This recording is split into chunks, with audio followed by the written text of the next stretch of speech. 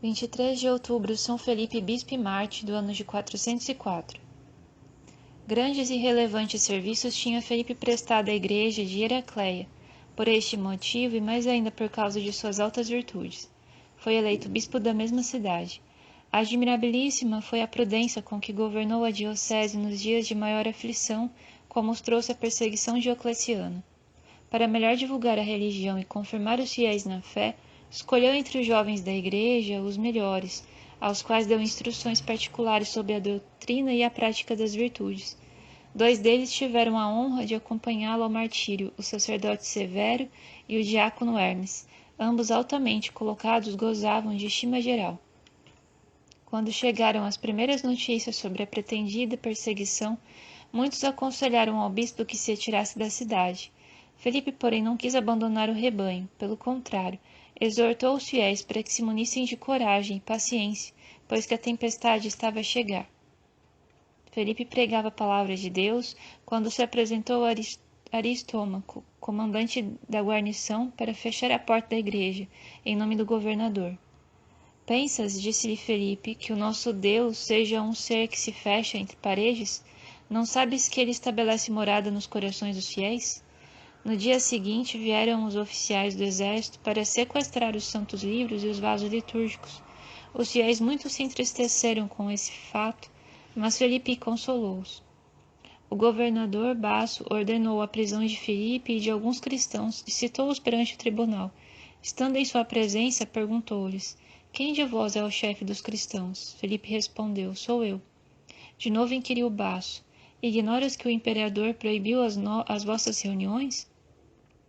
Entrega-nos os vasos de ouro e prata, de que vos servis, bem como os livros em que fazeis vossa leitura.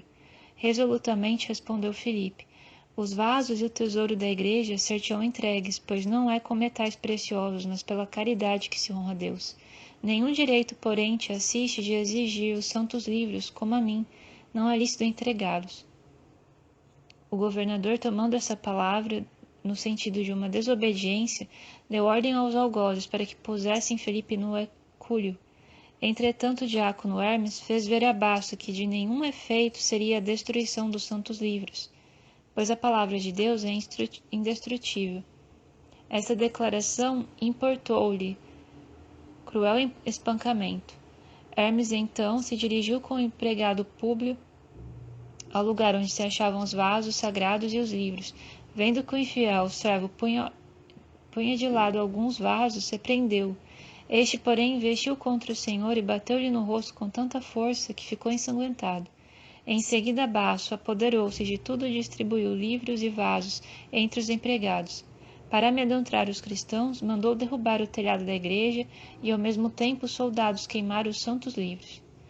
Vendo o fogo, Felipe aproveitou o ensejo e falou nas penas com que Deus ameaçou os pecadores. Enquanto falava, compareceu o sacerdote pagão Califrônio, com ministros e muita gente. Na presença dos sacerdotes do povo, Basso intimou Felipe que sem demora oferecesse no altar sacrifícios aos deuses, aos imperadores e à fortuna da igreja. Apresentando-lhe depois uma estátua de Hercules, muito bem talhada, perguntou se não achava aquela divindade digna de toda veneração. O santo bispo respondeu-lhe que não se rebaixaria a ponto de adorar uma obra de arte. Dirigindo-se a Hermes, Basso disse: Certo estou de que não te negarás a sacrificar. Este lhe respondeu: Sou cristão e não sacrificarei. Vendo baldados todos os esforços, Basso ordenou que os 2 prisioneiros fossem reconduzidos ao cárcere. Felipe e Hermes, no meio dos maus tratos, apulpos e vaias, populacho, entoaram salmos e hinos cantando louvores a Deus. Poucos dias depois, receberam licença para retirar-se para a casa de um cidadão de nome Pancrácio. Esta se tornou então alvo de numerosas visitas dos cristãos, que desejavam ver os mestres e deles ouvir algumas palavras de conforto. Esse estado de coisas durou pouco e os 2 perseguidos voltaram à prisão.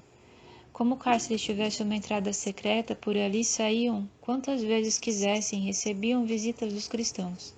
Entretanto, findou o governo de Basso, que foi substituído por Justino, inimigo figadal do nome cristão e, além disto, homem cruel, de que deu prova logo nos primeiros dias de seu governo.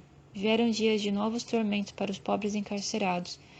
Perguntado por Justino se prestava ou não homenagem aos deuses, Felipe respondeu: Não devo obedecer, porque sou cristão. Além disso, tens poder só de me castigar, nenhum porém sobre a minha vontade.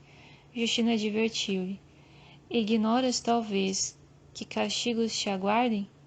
Respondeu Felipe com desassombro: Maltrata-me como quiseres, nada conseguirás, porque não sacrificarei. Justino então deu ordem aos soldados para que lhe atassem os pés e o arrastassem pelas ruas da cidade. Após essa tortura, o corpo do bispo apresentava uma só chaga. Os cristãos compadecidos levaram-no outra vez à prisão. Hermes sofreu o mesmo castigo e Severo caiu nas mãos dos perseguidores. 7 meses passaram esses 3 homens na masmorra. Fim deste prazo, Felipe compareceu novamente perante Justino. Só o aspecto do santo bispo provocou no tirano uma fúria tal que nem mais nem menos ordenou que fosse batido com varas. Foi tão bárbara e desumanamente executada a sentença que as carnes foram caindo aos pedaços, até ficarem expostas às entranhas. Muitas pessoas pediram a Justino que tivesse pena de um homem que só tinha feito bem, que foi o primeiro magistrado de Heracleia, benfeitor de muitas famílias. 3 dias depois, teve início o processo de Hermes. O resultado foi o mesmo. Hermes ficou firme na fé. Tendo auscultado a opinião dos conselheiros, Justino finalmente pronunciou a seguinte sentença: Ordenamos que Felipe e Hermes sejam queimados vivos. Pela desobediência às disposições imperiais, tornaram-se indignos do nome de cidadão romano. Sirva este exemplo de aviso para os outros. Os 2 mártires de Cristo receberam a condenação com muita satisfação, não tendo mais forças para andar devido aos horríveis sofrimentos, porque tinham passado, foram carregados para o lugar do suplício. Os algozes, como era costume em execuções dessa natureza, enterraram-nos até os joelhos, ataram-lhes as mãos às costas e acenderam a fogueira, armada por cima das vítimas. Felipe e Hermes louvaram a Deus em altas vozes, até que as chamas e a fumaça lhes cortaram a respiração. Os corpos foram encontrados intactos e, por ordem de Justino, atirados ao rio. Os cristãos, porém, os tiraram e guardaram em lugar seguro. O sacerdote Severo encheu-se de alegria ao receber a notícia da morte dos companheiros. 3 dias depois, recebeu também a palma do martírio. Estes fatos aconteceram no ano de 404. São Felipe, rogai por nós.